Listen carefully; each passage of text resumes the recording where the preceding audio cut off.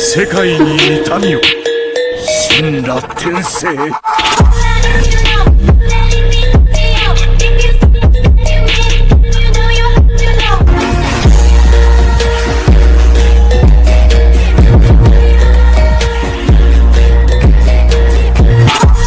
Hey, what's up weebs? It's me Anime Friction back with a new video of Tokyo Revengers Season 3। तो आखिरी episode में हम लोगों ने देखा कि टोमैन के पास 100 मेंबर्स थे लेकिन तेंजोगु के पास 400 मेंबर्स थे। इसीलिए हम लोगों ने देखा कि लास्ट में टोमैन हार रही थी। और लास्ट वाले एपिसोड के आखिरी सीन में हम लोगों ने हाकाई और एंग्री को देखा था, जिन लोगों की हालत बहुत ही ज्यादा खराब हो चुकी थी क्योंकि हाइटानी ब्रदर्स ने उन दोनों को ही बहुत ही ज्यादा पीटा था। इस वाले एपिसोड में हम लोग देखते हैं कि एंग्री और हाकाई हाइटानी ब्रदर्स से बहुत ही ज्यादा हिम्मत के साथ लड़ रहे होते हैं क्योंकि उनमें अब ताकत बिल्कुल भी नहीं बची थी। चिफ्यू मोची से लड़ रहा होता है, तभी वो दूर से देखता है कि एंग्री और हाकाई हाइटानी ब्रदर्स से लड़ रहे होते हैं। चिफ्यू सोचता है ये बिल्कुल भी ठीक नहीं हो रहा, वो दोनों टोमैन के सबसे छोटे मेंबर्स है, वो दोनों हाइटानी ब्रदर्स से कैसे लड़ेंगे।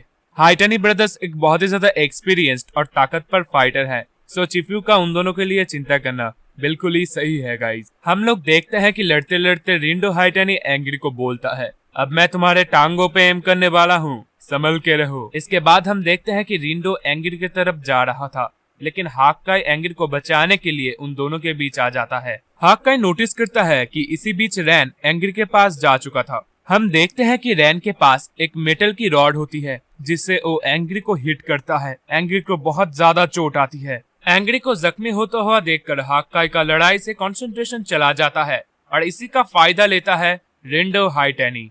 रिंडो हाकाई का एक टांग पकड़ता है और उसे बड़ी ही बेरहमी से तोड़ देता है।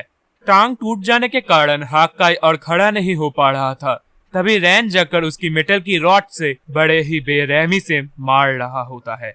हाकाई जितनी बार भी उठने की कोशिश करता है, रैन उसे अपनी मेटल की रॉड से मारकर लेटा देता है और अगर ऐसा ही चलता रहा तो शायद हाकाई मर जाएगा।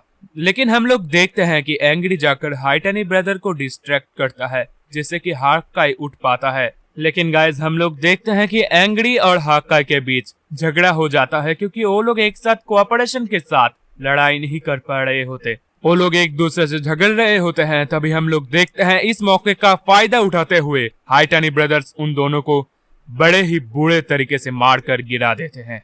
रैन और रिंडो हाइटानी उन दोनों को ही जाकर बोलते हैं, तुम लोग जाकर अपनी बड़ी बहन और बड़े भाई की छाया में छुप जाओ, तुम लोग वहीं पर ही अच्छे दिखते हो। लेकिन एक गजब की चीज होती है, रैन और रिंडो हाइटानी की ये बात सुनकर उन दोनों के बीच का झगड़ा सुलझ जाता है। वो दोनों एक दूसरे का मजाक उड़ाते हैं और अपने बीच के झमेले को खत्म कर देते हैं। एंग्री और हाकाई इस बार लड़ाई के लिए पूरी डिटरमाइंड हो चुके थे, लेकिन हम लोग देखते हैं कि इतना डिटरमाइंड होने के भी बावजूद वो दोनों हार जाते हैं। रिंडो हाइटानी अपने जॉइंट लॉक टेक्निक से एंग्री का एक टांग तोड़ देता है। अब एंग्री का एक हाथ और एक टांग टूट चुका था। गाइस इसके बाद सीन चेंज होता है और हम लोग मित्सुआ और स्माइली को देखते हैं।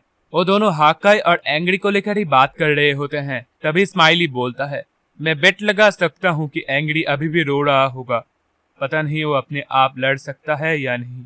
सीन चेंज होता है और हम लोग देखते हैं कि एंग्री को हराने के बाद सिर्फ हाकाई बचा होता है। रिंडो हाइटानी दौड़ के जाकर हाकाई को अपने जॉइंट लॉक टेक्निक से पकड़ लेता है और इसके बाद रैन हाइटानी अपने मेटल रॉड से हाकाई के सर पर बहुत ही बुरे तरीके से मारे जा रहा होता है। उन दोनों का ही इंटेंशन हाकाई को जान से मारना था। और इसके बाद आप लोगों के लिए मेरे पास एक जबरदस्त फैन एनिमेशन है और इस फैन एनिमेशन को बनाया है जेम कुन बोल के एक यूट्यूब चैनल ने। उसके चैनल का लिंक आपको नीचे डिस्क्रिप्शन में मिल जाएगा। मैं चाहता हूँ कि आप लोग एक ना एक बार उसके चैनल को चेकआउट करो और मुझे पता है कि उसके एनिमेशन को देखने के बाद आप लोग उसके चैनल को चेकआउट जरूर करोगे क्योंकि उसके एनिमेशन का लेवल पूरे रियल एनिमे के जैसा है। तो चलिए अब फैन एनिमेशन को शुरू किया जाए। ये तो गलत है।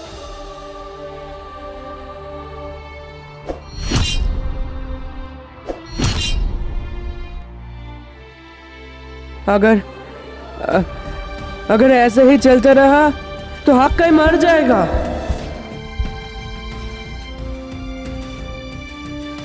प्लीज ये सारी चीजें अभी के अभी बंद करो। बेवकूफो, बंद करो ये सारी चीजें। क्या तुम सीरियस हो? शी, ये तो रो रहा है। एंग्री एक्चुअली एक बहुत ही अच्छे दिल वाला इंसान है, किसी को मारना उसकी चीज नहीं है। मित्सुआ बोलता है तो वो एक अच्छा बंदा है।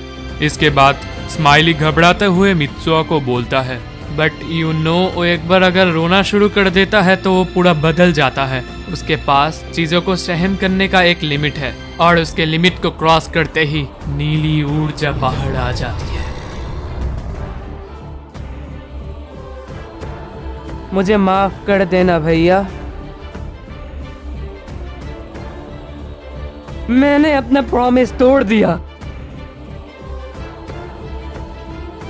मैं जब अपने स्कूल में 4th ईयर पे था तब कुछ बंदों ने गैंग बनाकर मुझे मारा था। तब बेहोश होते समय मैंने देखा था कि एंग्री रो रहा है, और जब मुझे होश आया तब मुझे पता चला कि वो सारे मिडिल स्कूलर्स हॉस्पिटल पर हैं और वो सारे बहुत ही बुरे तरीके से इंजर्ड थे।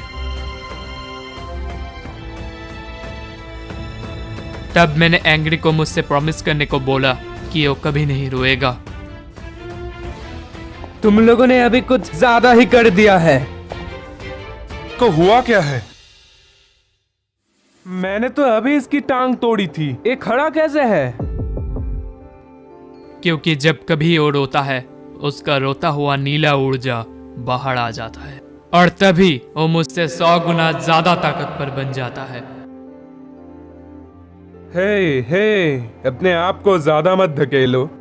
क्या तुम्हें याद नहीं, मैंने अभी अभी तुम्हारा एक हाथ और एक टांग तोड़ दिया था। Angry, it's all right man, तुम अभी रुक सकते हो।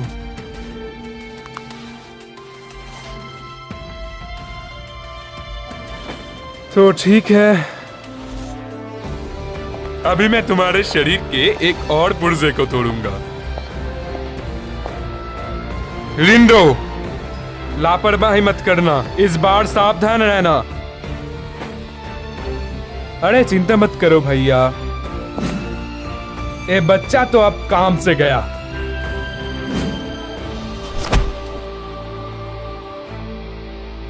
देख भाई, वो बिल्कुल खुले में है। मेरी ये टैकल इसे इस बार खत्म ही कर देगी।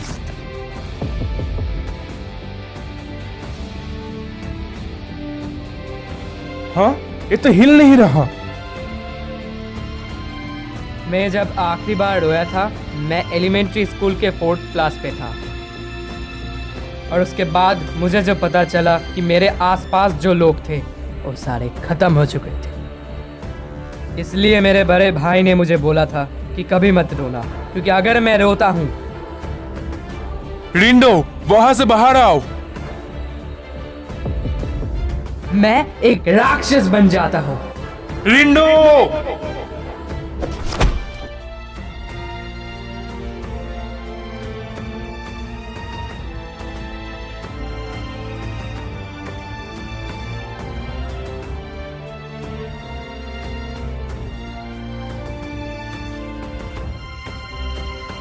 हाँ, वो कहाँ चला गया? तुम बहुत स्लो हो, भद्दे से बालों वाले।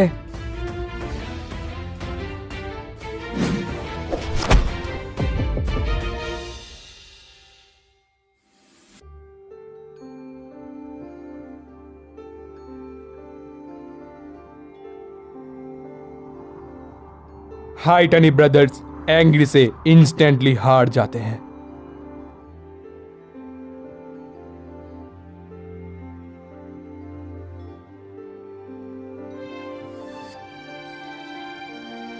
हाइटनी ब्रदर्स को हारते हुए देखकर मोची वहां पर चला आता है।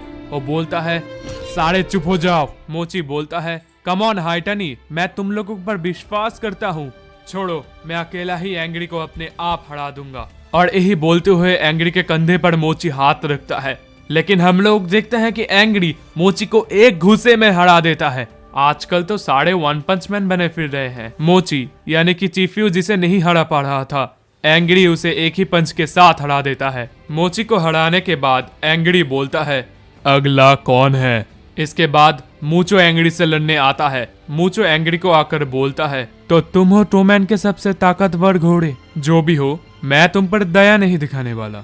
हम लोग देखते हैं कि मूचो एंग्री पर जूडो का यूज करता है, लेकिन एंग्री नीचे गिरने से पहले ही मूचो के गर्दन पर बाढ़ करके जीत जाता है। टोमैन के सारे लोग एंग्री को देखकर बोल रहे होते हैं, ये एंग्री को क्या हो गया। दोस्तों, कहते हैं ना, जो होता है वो अच्छे के लिए ही होता है, लेकिन किसी के जिंदगी में अच्छा समय ज्यादा टाइम तक नहीं रह पाता। हम लोग देखते हैं कि मूचो मार खाकर बेहोश नहीं हुआ था। मूचो उठता है और वो इस बार एक ब्लेड यूज करने की सोचता है, क्योंकि वो तेंजिको को हारते हुए नहीं देख पाता। मूचो एंग्री के पास जाता है और वो बोलता है, मैं कभी नहीं हार सकता। और वो यही बोलते हुए एंग्री पर उस ब्लेड से हमला कर देता है, लेकिन जैसे तैसे करके एंग्री उस हमले को डॉच कर देता है। एंग्री को बचाने के लिए ताकेमिची मूचो के सामने आ जाता है। मूचो ताकेमिची को उस ब्लेड से मारने ही वाला था, तभी एंट्री होती है काकुचो की। काकुचो आता है, मूचो के हाथ पे उस ब्लेड को पकड़ता है और वो मूचो को रोक देता है। मूचो बोलता है, मेरे सामने से हट जाओ काकुचो, नहीं तो मैं तुम्हें ही मार दूंगा। काकुचो बोलता है, तुम ऑलरेडी हार चुके हो मूचो, अपने हार को स्वीकार करो। इसके बाद हम लोग देखते हैं कि काकुचो मूचो को मारकर बेहोश कर देता है और वो बोलता है, मैं तुम्हें अस्त्रों का इस्तेमाल करके तेंजिको का नाम खराब करने नहीं दे सकता। भूल गए क्या, तुमने ही मुझे ये सिखाया था। ताकेमिची बोलता है, बाल बाल बचे यार। ताकेमिची काकुचो को बोलता है, शुक्रिया काकुचन। काकुचो बोलता है, ये मत सोचो कि मैं तुम लोगों की तरफ हूँ, मैं अभी वो पुराना वाला काकुचो नहीं रहा ताकेमिची। यही बोलते ही हम लोग देखते हैं कि वो एंग्री पर हमला कर देता है। एंग्री बोलता है, काकुचो बहुत ही ज्यादा तेज है, और पल ही पल में हम लोग देखते हैं कि काकुचो एंग्री को हरा देता है। एंग्री को हराते हुए काकुचो चला जाता है इनुपी की तरफ, और देखते ही देखते काकुचो चिफुयु, इनुपी सबको हरा देता है।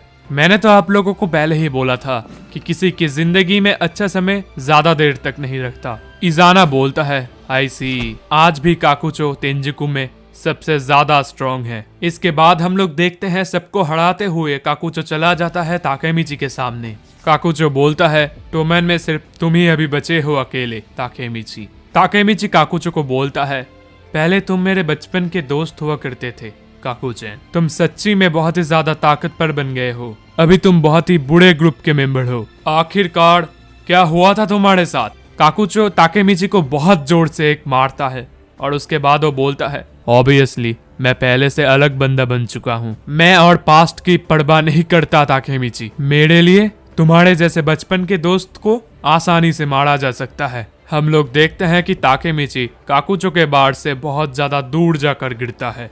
ताकेमिची को हारते हुए देखकर कोकोनाई इनुपी को बोलता है, पता नहीं कौन मुझे बोल रहा था कि ब्लैक ड्रैगन्स का नया लीडर हानागाकी है। यही सच है इनुपी, हानागाकी हार जाएगा, वो कभी जीत नहीं पाएगा। अगर हानागाकी हार गया तो पूरी टोमैन हार जाएगी, क्योंकि पूरे टोमैन में सिर्फ हानागाकी ही बचा है। सो गाइस, अगर माइकी नहीं आया और ताकेमिची हार गया, सो टोमैन भी हार जाएगी। सो अभी हालत को देखते हुए ताकेमिची को जीतना पड़ेगा, क्योंकि अगर ताकेमिची हार गया तो पूरी टोमैन हार जाएगी। सो गाइस, आप लोगों को क्या लगता है, ताकेमिची जीत पाएगा या फिर ताकेमिची के साथ साथ आज टोमैन भी हार जाएगा? ये मुझे कमेंट करके या फिर इंस्टाग्राम पे मैसेज करके जरूर बताना। आज का वीडियो इतना ही। वीडियो अच्छा लगा, चैनल को सब्सक्राइब कर लो, वीडियो को लाइक करके शेयर कर दो।